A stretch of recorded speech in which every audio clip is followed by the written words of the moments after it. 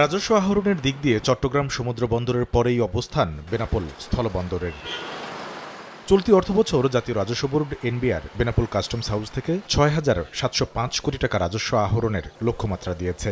গত অর্থবছর যা ছিল ৫,৯৪৮ কোটি টাকা।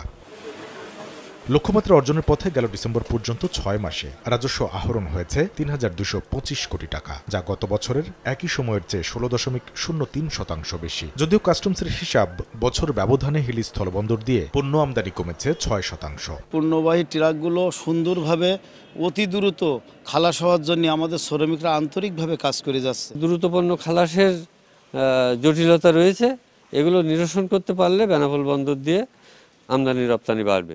রাজনৈতিক পট পরিবর্তনের পরও রাজস্ব আয়ের এমন প্রবৃদ্ধি অর্জনে সম্প্রতি বেনাপোল বন্দরের শূন্য রেখায় ৪১ একর জমিতে চালু করা কার্গো ভেহিকল টার্মিনাল বড় ভূমিকা রেখেছে বলে যুক্তি Bharat Bangladesh land port chamber কমার্সের। রিসেন্টলি আমাদের যে হারে এক্সপোর্ট বাড়ছে, প্রতিটা এক্সপোর্টের গাড়ি ৩ দিন দাঁড়িয়ে থাকতো বাংলাদেশ সাইডে, তাতে ৩ দুগুণে ৬,০০০ টাকা ড্যামারেজ দিতে হতো। আগে গাড়ি ঢুকতে যে বাধার সম্মুখীন হতো, ফ্রিকোয়েন্টলি গাড়ি ঢুকতে পারতো না, একটা লেন দিয়ে তো সম্ভব ছিল না, এই জন্য একাধিক লেন দিয়ে ঢুকবে। রাজস্ব আহরণ বাড়াতে বাণিজ্য সহজীকরণে মনোযোগ বাড়ানোর কথা জানান সংশ্লিষ্ট কর্মকর্তারা। ডিসেম্বর পর্যন্ত করে রাখে আমাদের ইম্পোর্ট কিন্তু আমাদের 6% নেগেটিভ।